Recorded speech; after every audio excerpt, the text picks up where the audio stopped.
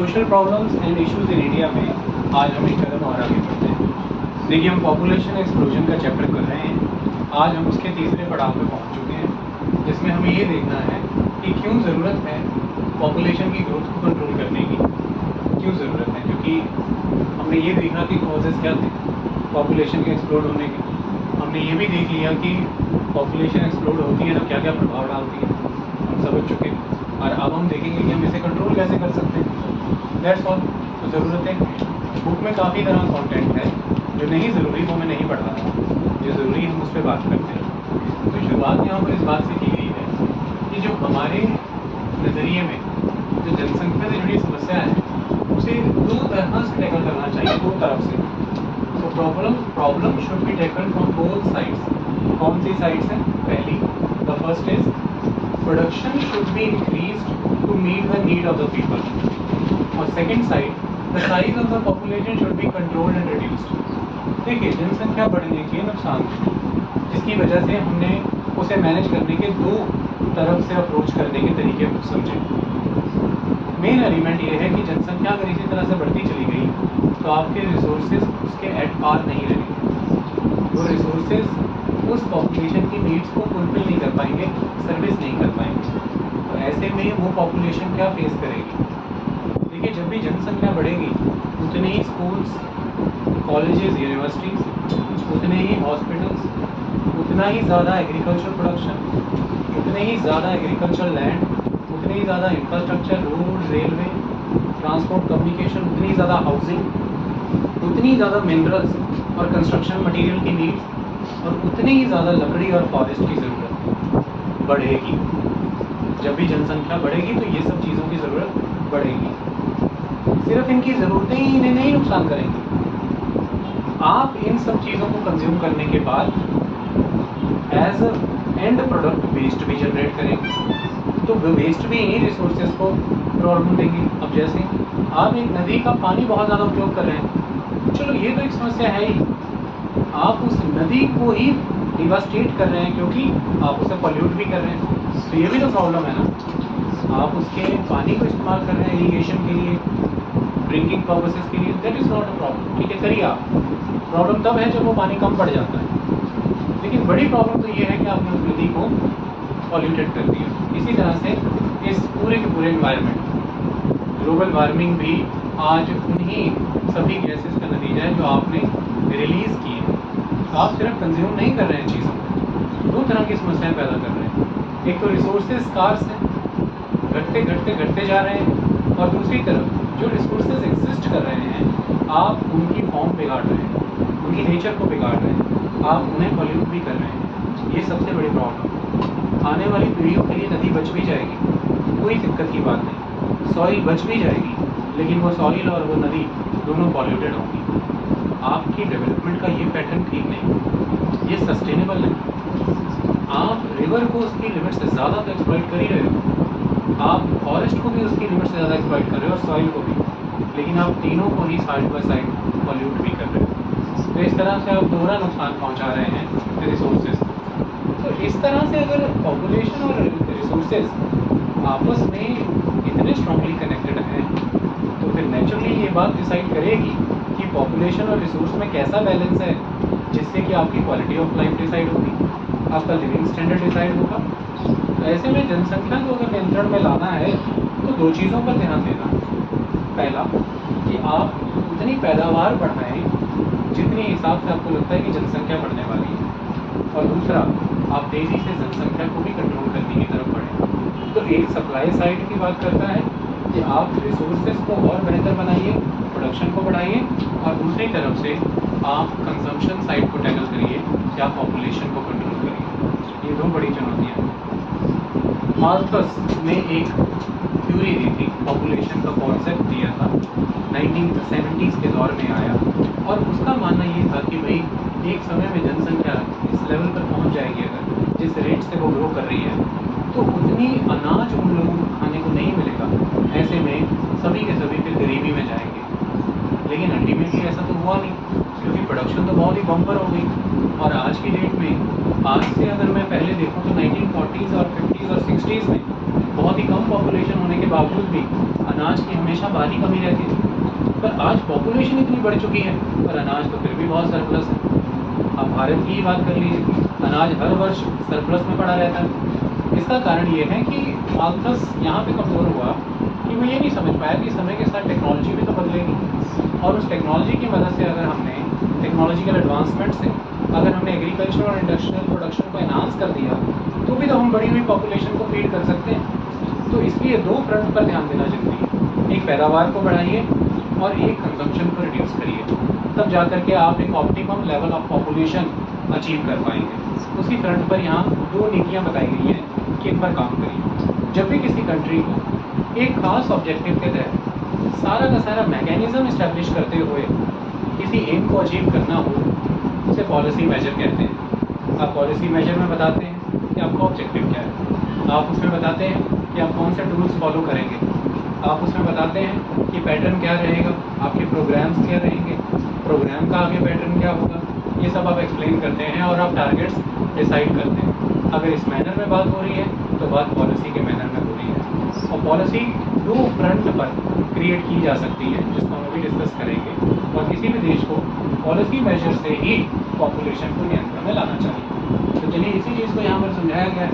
पहला, जो production should be increase, कैसे करेंगे, क्या क्या मेजर अपनाएंगे प्रोडक्शन इंक्रीज करने के लिए।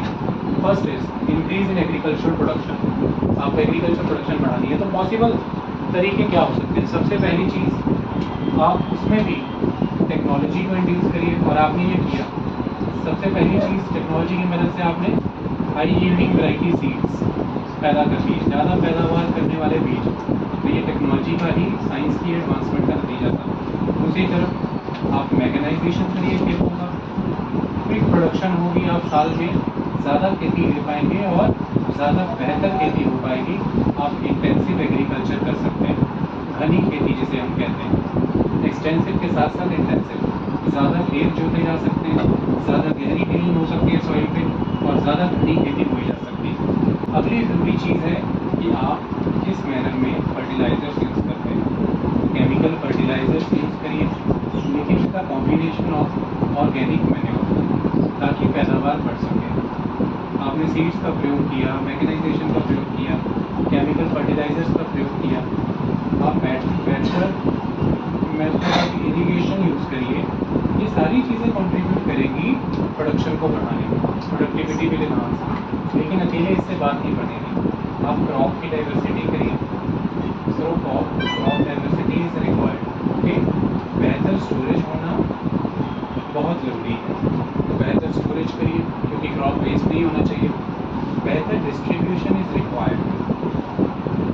अभी मैंने बोला कि अनाज सरप्लस, सुप्रीम कोर्ट लगातार बोल चुका है कि गोदामों में अनाज सड़ रहा है, लेकिन दूसरी तरफ हम देखते हैं कि जो बिलो पॉवर्टी लाइन लोग हैं उनके पास खाने को अनाज नहीं। तो बेहतर डिस्ट्रीब्यूशन शुड बी देयर, बेहतर स्टोरेज, अच्छी क्रॉप डाइवर्सिटी जिससे कि फर्टिलिटी मेंटेन रहे सॉइल की, irrigation, chemical fertilisers with organic manure, mechanisation, high yielding variety seeds, ये सारी चीज़ों को अपनाइए और आप एग्रीकल्चरल प्रोडक्शन को बढ़ाइए। हमारे देश ने आज दिन तक यही किया, हम इसी मेथड पे काम करते आ रहे हैं। आज हमारी फर्टिलिटी अगर हार्म हो रही है, आज अगर किसानों की लागत बढ़ रही है, तो सरकार कह रही है कि ज़ीरो बजट नेचुरल फार्मिंग करिए, धीरे धीरे उसे अपनाना शुरू करिए। आप पहले ऑर्गेनिक की तरफ आइए और ऑर्गेनिक से फिर आप बिल्कुल 100% नेचुरल फार्मिंग की तरफ आ जाइए। केमिकल फर्टिलाइजर्स ना यूज़ करने पड़े, कन्वेंशनल सीड्स से ही आपका काम हो जाए, और मैकेनाइजेशन की बहुत ज़्यादा नीड ना हो, आप नेचुरल फार्मिंग प्रोसेसेस अपनाएं। तो ठीक यही सारी चीज़ें आज दिन तक हम करते आए हैं पैदावार को बढ़ाने के लिए। यही कारण है कि 1967 में ग्रीन रेवोल्यूशन जब देश में आया, तो उस रेवोल्यूशन के बाद जनसंख्या पर तो बहुत ज़्यादा नकेल कोई लगी नहीं, इनफैक्ट पॉपुलेशन एक्सप्लोड हुई है, लेकिन फिर भी आप लोगों को भोजन दे पाए। वो इसलिए दे पाए क्योंकि आप पैदावार बढ़ा पाए। एक समय था 1951, भारत 50 मिलियन टन के अराउंड सीरियल्स प्रोड्यूस कर रहा था, और वही समय बदला 2010 के आसपास भारत 250 मिलियन टन से ऊपर था। इतनी बढ़ोतरी आपने एग्रीकल्चर में लाए इन बदलावों की वजह से की। ओके, 280 मिलियन टन तक भी गए हैं। अब नेक्स्ट ऐसा increase in industrial production, same कहानी वहाँ पर भी है। Technological advancement is required. आपसे पूछे भाई किस तरह से टेक्नोलॉजिकल एडवांसमेंट आनी चाहिए, इंडस्ट्री कैसे आगे बढ़ पाएगी।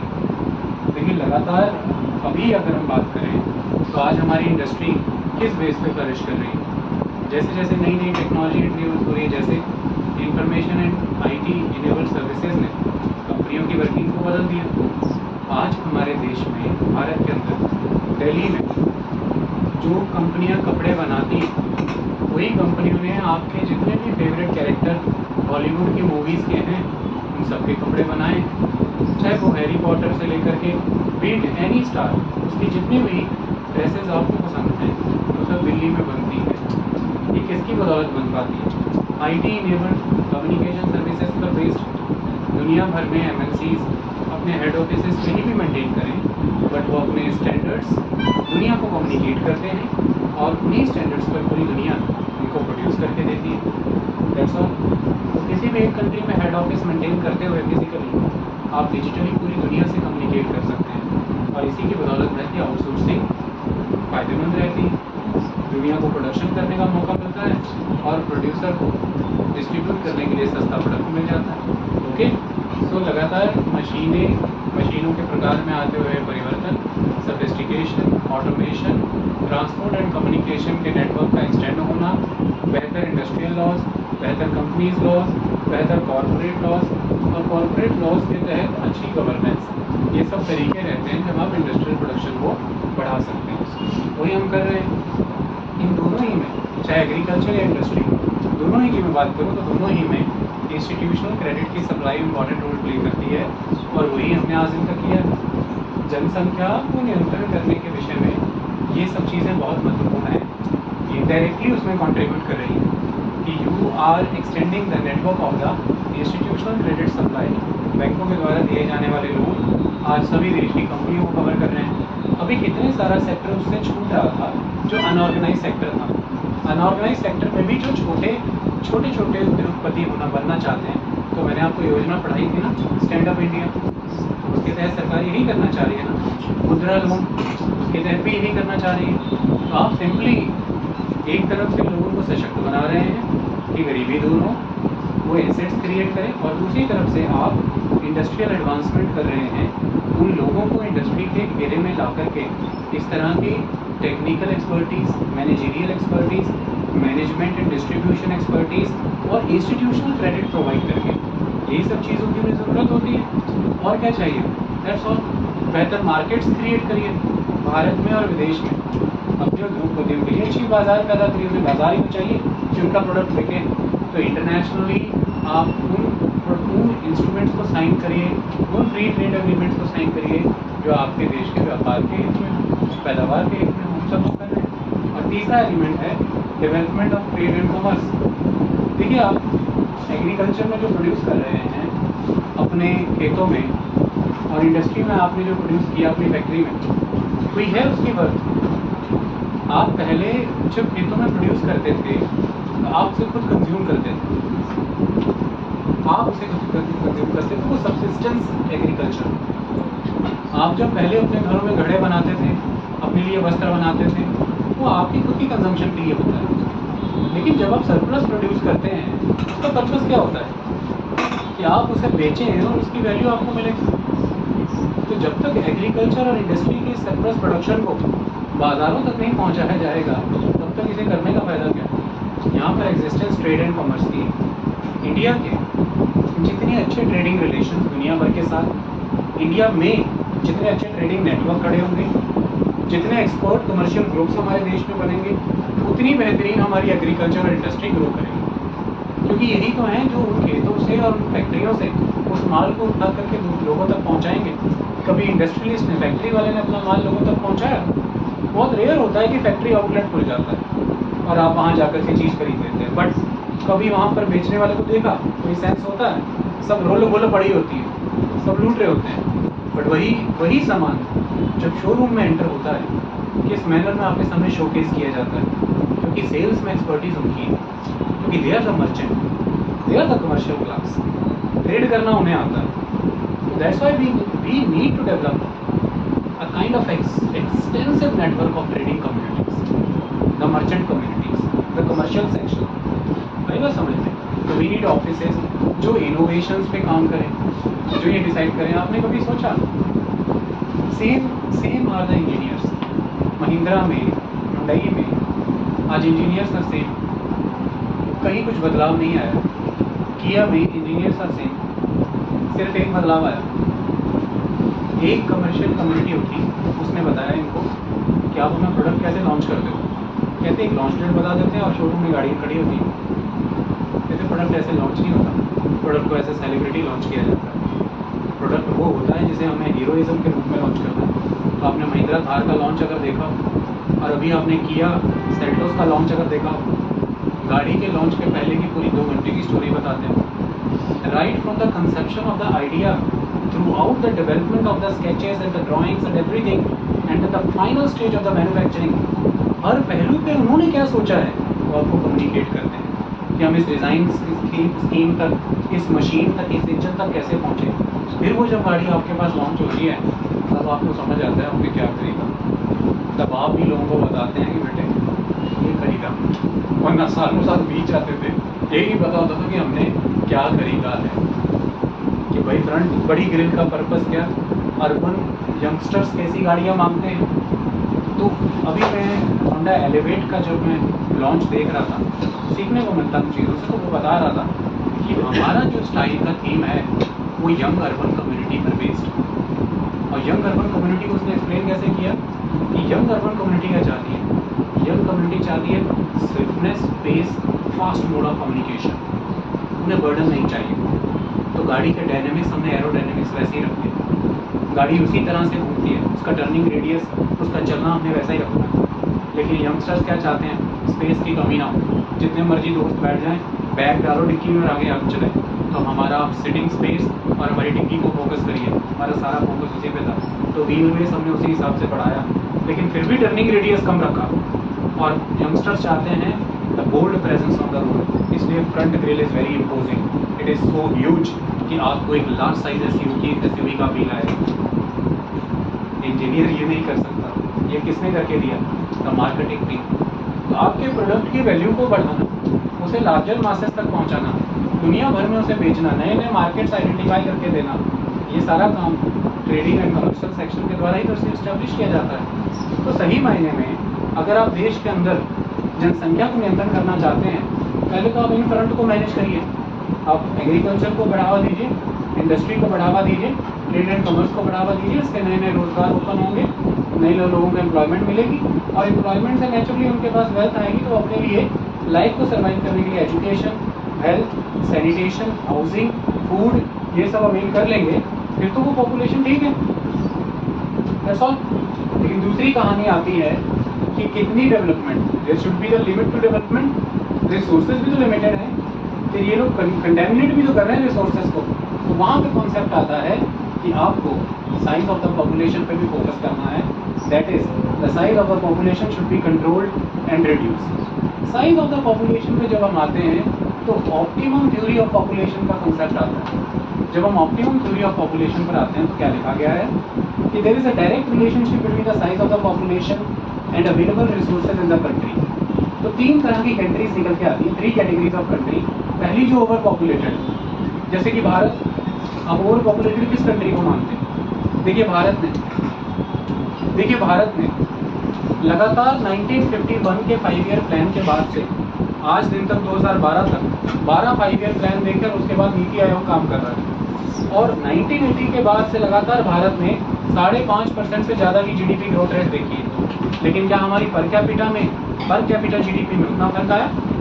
नहीं आया। जीडीपी पर कैपिटा क्यों नहीं बदल पाई, जबकि नेशनल इनकम तो बढ़ती जा रही है, देश भर की जीडीपी तो बढ़ती चली जा रही है। ऐसा क्यों? क्योंकि जनसंख्या बढ़ती चली जा रही है।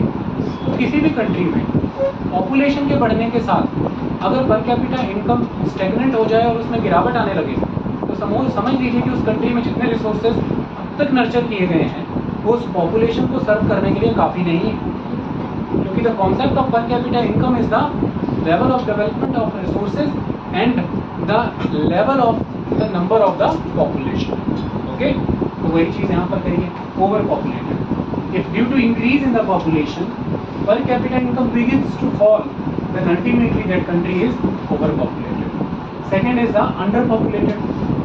Wealth countries in Africa, wealth countries in the Pacific Oceanic region, जो छोटे छोटे आइलैंड्स हैं, और बहुत सी कंट्री यूरोप की भी रिसोर्सेज बेअंत अवेलेबल हैं, even in south America resources Beant available हैं, बट पॉपुलेशन उसे नर्चर करने के लिए नहीं है। न्यूजीलैंड का हाल क्या है आप इमेजिन करके देखिए, तो उसको हम कहते हैं अंडर पॉपुलेटेड, मतलब ह्यूमन रिसोर्स इतना अवेलेबल नहीं है, इंफ्रास्ट्रक्चर इतना अवेलेबल नहीं है कि उन रिसोर्सेज को आप फुल स्केल पर डेवलप कर पाएँ।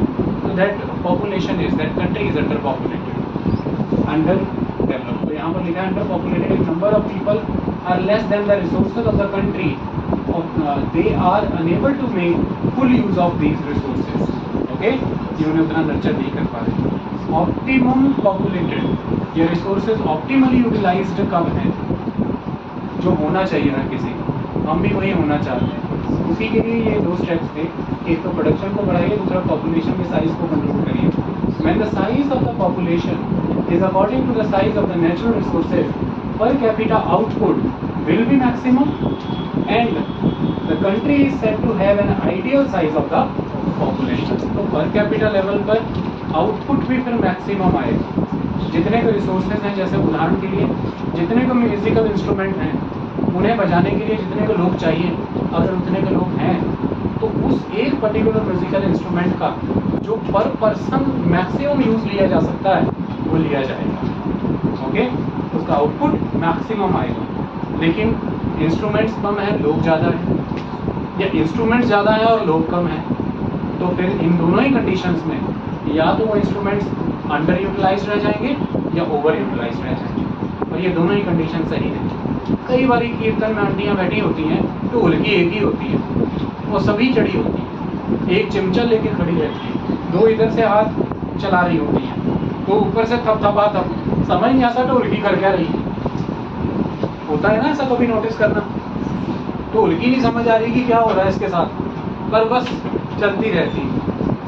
कई बारी सबको कुछ कुछ करना है, तो हाथ में वो छेने दे दिए जाते हैं बजाने को या कुछ, और कईयों के हाथ में कुछ, एक कोई दो जने बजाते रहते हैं, वो क्या बजा रहे हैं वो गवा नहीं आता। आप समझ सकते हैं कि ये क्या है, ओवर पॉपुलेटेड। अच्छा, कई बार एक आदमी कलाकारी दिखाना चाहता है, वो कितने सारे इंस्ट्रूमेंट लेके बैठा होता है, लेकिन अकेले बजाऊंगा ऐसा बताता है। इसलिए तो हम सब वो वीडियो देखते हैं, वायरल होता है, तो वो कोशिश तो बहुत कर रहा होता है, चारों पास है, पैरों से भी चला रहा है, हाथों से भी चला रहा है, सब कुछ, बट फिर भी वो उसकी परफॉर्मेंस के रूप में ठीक है कि आप कहते हैं यार इतने सारे इंस्ट्रूमेंट थे, फिर भी इतने कितने हाथ पैर मारे, बट अगर आप उसे कहें कि वो परफेक्ट है, बिल्कुल नहीं। दो आदमी और इंड्यूस करो, फिर देखना कैसे परफेक्ट होता है वो। इसीलिए तो हम इतने ज़्यादा टेक्निकली एडवांस्ड इंस्ट्रूमेंट ला रहे हैं कि एक ही आदमी एक ही इंस्ट्रूमेंट से 4-5 इंस्ट्रूमेंट का काम ले पाए। इसलिए वो चीज़ें आ रही हैं, इलेक्ट्रॉनिक और डिजिटल इंस्ट्रूमेंट्स। लेकिन पूरी ऑर्केस्ट्रा की टीम खड़ी है, सबके अपने अपने इंस्ट्रूमेंट्स हैं, ऑप्टिमली यूटिलाइज हो रहे हैं, तो वहाँ पर फिर आप कहते हैं कि बात बनी प्रॉपर। और पर ज़बरदस्त मज़ा आया। नगाड़े वाला अलग था, ढोलकी वाला अलग था, तबले वाला अलग बैठा था, तीनों अलग चीज़ें हैं भाई, तीनों अपना अपना काम कर रहे हैं। मृदंग वाला भी अलग था। तो दैट इज़ द कॉन्सेप्ट। तो जितने का रिसोर्सेज हैं देश में, अगर उन रिसोर्सेज को फुली कैपिटलाइज करने के लिए उतनी की जनसंख्या है देश में, तो फिर उस पर रिसोर्स को और उस पे से आप मैक्सिमम आउटपुट गेन कर पाएंगे, क्योंकि वो रिसोर्स मैक्सिमम लेवल तक हार्नेस होगा, अपना पोटेंशियल हार्नेस करवाएगा, तो ही उसकी हमने मैक्सिमम आउटपुट कन्वर्ट करी, ये फैक्ट एग्जिस्टेंस में आता है। Then population is optimally, that country is optimally populated. Okay, तो ये पॉपुलेशन कंट्रोल एक सिंगल साइड एस्पेक्ट नहीं है कि सिर्फ जनसंख्या कंट्रोल करते चले जाएं। ये एस्पेक्ट ये भी है कि आप जनसंख्या को कैसे मैनेज कर रहे हैं। It is about the management of the population as well. It is not only about the control of the population, because when you are talking about the population, you are not absolutely talking about the population. Even you cannot. You can talk about population in context of the resource and its utilization. इतनी बात समझ समझ में आई? Resource and it's utilisation, उसके context में आप जनसंख्या की बात करते हैं। ओके, चलिए वेरी गुड। तो 3 देखिए हमने, over populated, under populated and optimum populated. अब इसके बाद आती है कहानी कि 2 types of population policy can be. 2 तरह से आप बनाइए, वो इस तरह से। पहली, first the antenatal policy. Antenatal policy क्या है? नेटल स्टेज में जाने से पहले ही कुछ ना कुछ कर दीजिए, मतलब व्यक्ति गर्भवती स्तर पर पहुंचे उसके पहले ही कुछ कर दीजिए। वो क्या है? पॉपुलेशन कंट्रोल मेजर्स, वो सब इसी में आ जाता है। 2 चाइल्ड पॉलिसी रखनी है कि 1 चाइल्ड पॉलिसी रखनी है, कॉन्ट्रासेप्टिव देने हैं, फर्टिलिटी रेट घटाना है, लोगों को एनकरेज करना है कि कम बच्चे पैदा करो, इंसेंटिव इशू करने हैं। ये सारा एंटीनेटल है भाई, पहले मतलब जनसंख्या होने ही मत दो, कंट्रोल करो। तो ये तो वो वाला साइड हो गया कि पॉपुलेशन को पहले कंट्रोल करो। लेकिन एक इशू ये भी तो हो सकता है, हम इस तरह से भी तो मैनेज कर सकते हैं। वो कैसे? अच्छा, जैसे सपोज करो कि दिल्ली गए, दिल्ली में बहुत पॉपुलेशन है, तो हम क्या करते हैं, दिल्ली के अगल बगल हमने बड़े कमर्शियल, ट्रेडिंग, इंडस्ट्रियल हब खड़े कर दिए। IT सेक्टर, ये वो गुड़गांव खड़ा हो गया, नोएडा खड़ा हो गया, फरीदाबाद खड़ा हो गया, गाजियाबाद खड़ा हो गया। लोग दिल्ली से निकल के उधर भी गए। अब मान लीजिए इनके बाहर हम कुछ और खड़ी करते हैं सिटी, वो वहाँ से लेकर के उधर चले जाएंगे। तो आप ओवर कंजेस्टेड एरियाज को डीपॉपुलेट भी तो कर सकते हो, आप स्लम एरियाज को थोड़ा सा खाली भी तो करा सकते हो। आप कुछ ही बड़े शहरों की बजाय जो इतनी लार्ज नेटवर्क और मिडल साइज और स्मॉल साइज सिटीज़ है, उन्हें भी तो डेवलप कर सकते हो, पॉपुलेशन वहाँ भी तो चली जाएगी। जो इतने खाली बंजर इलाके पड़े हैं आपके पास, उन्हें अगर हम किसी तरह से एग्रीकल्चरली फिट बना पाएँ, या हम new and advance means of irrigation और वाटर कंजम्पशन क्रिएट कर पाएँ, तो लोग जनसंख्या वहाँ भी तो बच सकती है। बच सकती है कि नहीं बच सकती है? बच सकती है, कोई दिक्कत की बात नहीं। तो कुल मिलाकर के एक तरीका ये भी तो है कि आप पॉपुलेशन को फेयरली डिस्ट्रीब्यूट करें, ढंग से डिस्ट्रीब्यूट करें, लोग साइडेड डिस्ट्रीब्यूशन ना हो, कोई एक जगह ओवर कंजेस्टेड ना हो। जैसे अगर मैं दुनिया की बात करूं, अगर हम दुनिया को लें तो एक डाटा बताता है कि पूरी दुनिया पे जितना लैंड होगा, उस लैंड पे 50% अर्बन पॉपुलेशन सिर्फ 3% लैंड को ही कंज्यूम किए होगी। 50% पूरे देश दुनिया की पॉपुलेशन जो 50% हो जाएगी अर्बन, वो सिर्फ 3% लैंड को ही कंज्यूम करेगी। मतलब एक तरफ 50% पॉपुलेशन है वो नॉन अर्बन है, एक तरफ पूरी दुनिया की 50% पॉपुलेशन वो अर्बन है, और पूरे दुनिया का उसने लैंड कितना कंज्यूम कर रखा है? ओनली 3%। तो ये मेन एलिमेंट नहीं है कि अर्बनाइजेशन जब होगा तो जमीन नहीं बचनी, लैंड की नीड बहुत बढ़ती जानी। अर्बनाइजेशन तो हाईली कंसंट्रेटेड होता है। अर्बनाइजेशन तो सारा गेम कंसंट्रेशन पे खेलता है। आपके घर में जब स्कूल ड्राइवर आपके घर की तरफ बस लेकर के आता है, वो किराया कैसे डिसाइड करता है कि आपकी तरफ कितने बच्चे उठाने को मिलेंगे उसको? वो कहता है लगे आज के जितने बच्चे मिल रहे ठीक, लेकिन आपका जब रूट उल्टा पड़ रहा होता है वो क्या कहता है? अकेले आपको लेने आना पड़ेगा, मैंने नहीं आना। फिर आप कहते हैं आज भाई पे तो पैसे इतने लगेंगे। प्रोड्यूसर, डिस्ट्रीब्यूटर यही तो चाहते हैं। प्रोड्यूसर चाहता है कि मेरी कंपनी रॉ मटेरियल के पास ही लग जाए। वो ये चाहता है कि जब मैं प्रोड्यूस करूँ मार्केट भी पास नहीं हो, मार्केट भी पास नहीं हो। दिल्ली इतना फेवरेबल क्यों है? मार्केट्स मिल जाती हैं पास में सारी, ह्यूमन रिसोर्स मिल जाता है पास में सारा, फिर नेटवर्क्स निकलते हैं सारे देश के लिए कम्युनिकेशन के वहीं से, और फिर सारी सरकारी परमिशनें मिल जाती हैं वहीं की। तो आपको इनपुट के बहुत सारे इनपुट्स वहीं मिल जाते हैं, जिसमें बहुत बड़ा इनपुट होता है ह्यूमन रिसोर्स, और दूसरा इनपुट होता है द कैपिटल, तो वो वहीं एक्सेस हो जाता है। फिर मार्केट्स भी वहीं एक्सेस हो जाती हैं। तो अक्सर आप यहाँ पर किसी भी कंपनी वाले किसी भी शोरूम पर जाइए और वो कहेंगे आप कहेंगे सामान वजह नहीं है, कहेगा आने वाला है दिल्ली से परसों तक, गाड़ी रुकी बड़ी रास्ते में दिल्ली से आ जाएगी। दिल्ली मेन है। साउथ इंडिया सारा सामान निकलेगा, दिल्ली रुकेगा, दिल्ली से यहाँ आएगा। वेस्ट इंडिया से, ईस्ट इंडिया से, नॉर्थ इंडिया से, तो दिल्ली इज द हब। तो बड़े स्केल का काम होता है वहाँ पे, उतनी जॉब अपॉर्चुनिटीज, उतना ही स्किल सेट, तो सभी अपनी कंपनी वहाँ लगाना चाहते हैं, इसलिए वो बड़ी होती जा रही है। तो अर्बनाइजेशन कंसंट्रेशन को प्रेफर करता है। ये एक बात याद रखिएगा, वो स्कैटरिंग सेटलमेंट्स को प्रेफर नहीं करता। तो जब दुनिया 50% शहरी होगी और 3% जमीन उपयोग करेगी, तो जमीन तो भाई कोई मुद्दा है नहीं, लैंड कम होते जा रहा है। लेकिन मेन मुद्दा अर्बनाइजेशन क्या कंज्यूम करता, उसके लिए जो जमीन उपयोग होगी वो बड़ी खतरनाक है। वो अर्बनाइजेशन कंज्यूम करेगा हैवी लेवल पर इलेक्ट्रिसिटी, और उस इलेक्ट्रिसिटी को प्रोड्यूस करने में जितना कोयला लगेगा, उसके लिए जितनी जमीन खोद दी जाएगी, वो इन अनमैचेबल स्केल होगा। उस अर्बनाइजेशन को फीड करने के लिए जितनी बिल्डिंगें, उन बिल्डिंगों के लिए जितनी रेता, बजरी, सीमेंट और सरिया चाहिए, उसके लिए जितनी भूमि खोद दी जाएगी, वो अनमैचेबल होगा। उस अर्बनाइजेशन का पेट भरने के लिए, फिर उसके लिविंग स्टाइल को, स्टैंडर्ड को सेटिस्फाई करने के लिए खाने में, शादी में बेअंत पकवान, और वो सारे पकवान जब शादी के बाद वेस्ट पड़े होंगे, किसानों को कितना उगाना पड़ेगा, एग्रीकल्चर कितना इंटेंस और कितने ज़्यादा केमिकल्स वाला होगा, इमेजिन दैट। वो ज़्यादा समस्या का कारण है। गाँव में पर हाउस कंजम्पशन ऑफ वाटर देखना, आंगन कच्चा, पक्का आंगन ईंटों वाला, मैक्सिमम से मैक्सिमम आंगन में लगता है झाड़ू, और कच्चे वाले में हफ्ते 10 दिन पे गोबर वाला पोछा। लेकिन हर रोज आपके घरों के ग्रेनाइट वाले आंगन, कोटा पत्थर वाले आंगन और टाइलों वाले आंगन रोज सुबह धुलते हैं फ्रेश वाटर से, मीठा पानी कहते हैं उसे। और वो रोज सुबह जब धुलते हैं, पट्टियों पे अलग अलग से डालते, कहते हैं मिट्टी की लेयर जमी है। और आजकल जो रैंप बना रहे हैं काली टाइलों वाले, ग्रेनाइट लगा के, उसकी टाइलों में जो मिट्टी जमती है, उसे पानी के प्रेशर से रोज सुबह, तो पर हाउस होल्ड कितने हजार लीटर की कितनी टंकियां सुबह से शाम खाली होती है, कितनी बार मोटर चलाते हो। गांव में कितना पानी यूज होता है हर शहर, हर घर में, सोच रहा। तो अर्बन पॉपुलेशन बढ़ने से वाटर यूज का लेवल क्या होगा। गांव में भैंस अगर किसी ने रखी तो नहलाने में पानी कितना, शहर में गाड़ी चलाने में कितना, मोटरसाइकिल, गाड़ियां, घोड़े, कितना पानी। बस सोचते जाओ, हर चीज के कंजम्पशन पे ध्यान देते जाओ। अर्बन लाइफस्टाइल को मेंटेन करने के लिए कितने कपड़े बदलते हो आप हफ्ते में, और गांव में कितने को बदले जाते हैं।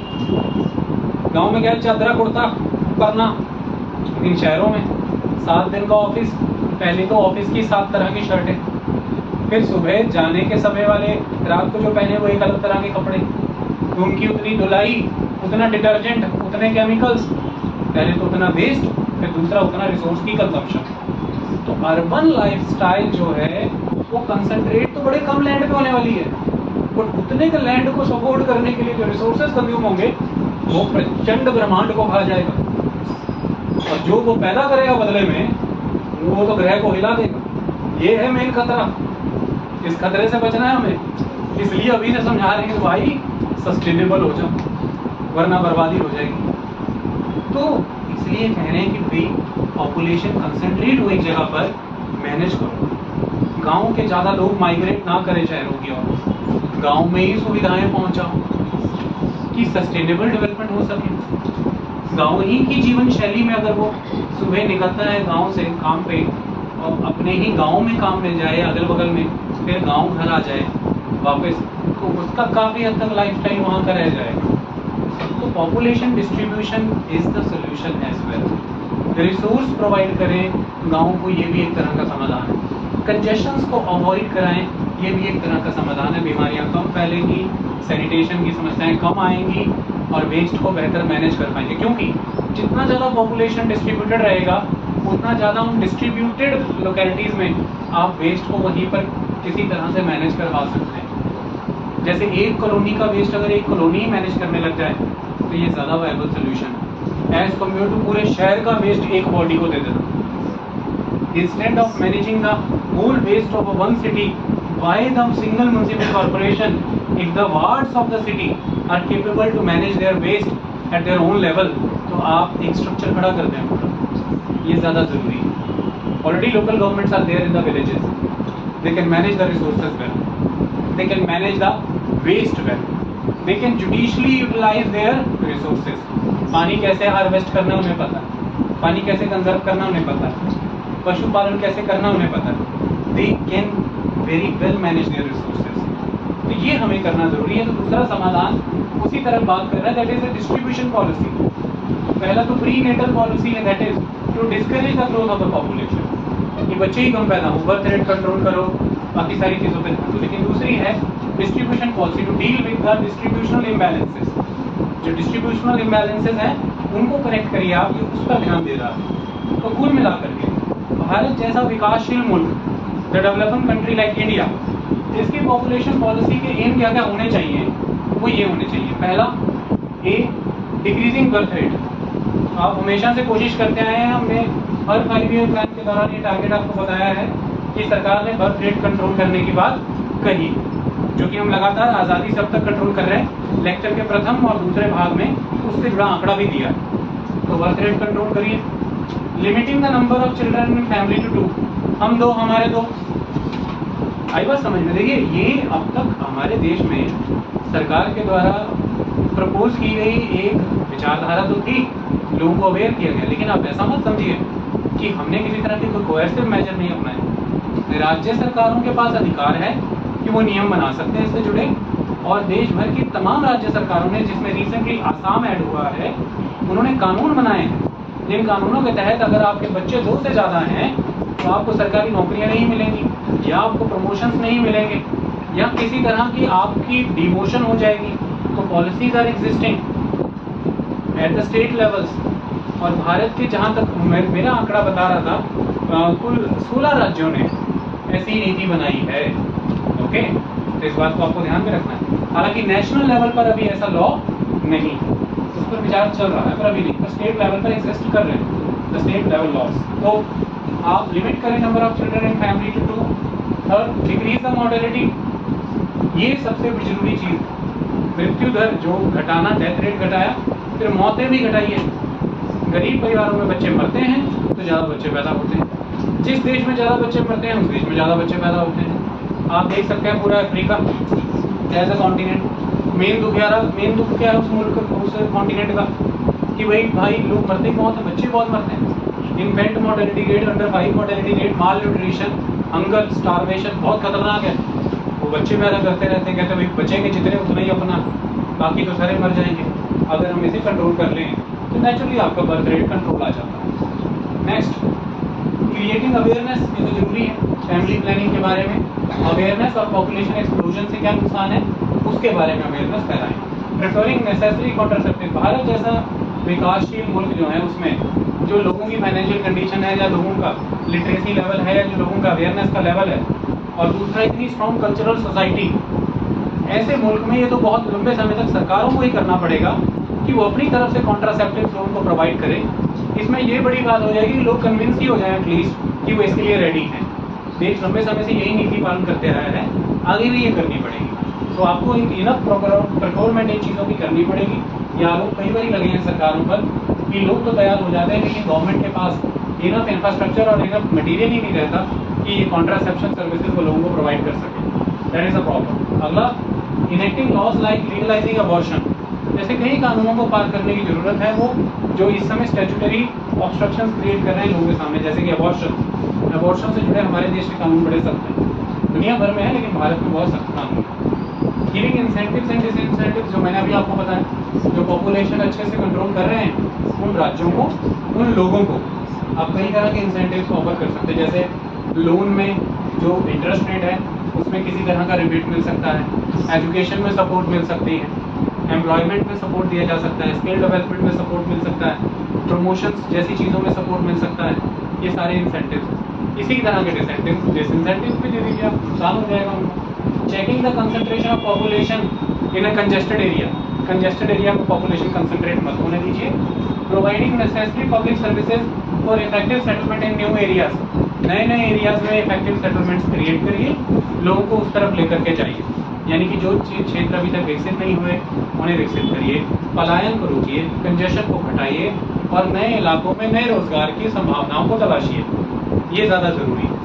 कन्वेंशनल टाइप ऑफ एम्प्लॉयमेंट भी ठीक नहीं। अगर आप नए तरह के रोजगार पैदा कर सकते हैं, नए क्षेत्रों का विकास कर सकते हैं, तो वो करना बहुत ज़रूरी है। तो वही कर रही हैं सरकारें आज के समय में। ओके, रीलोकेशन ऑफ, किधर चला गया,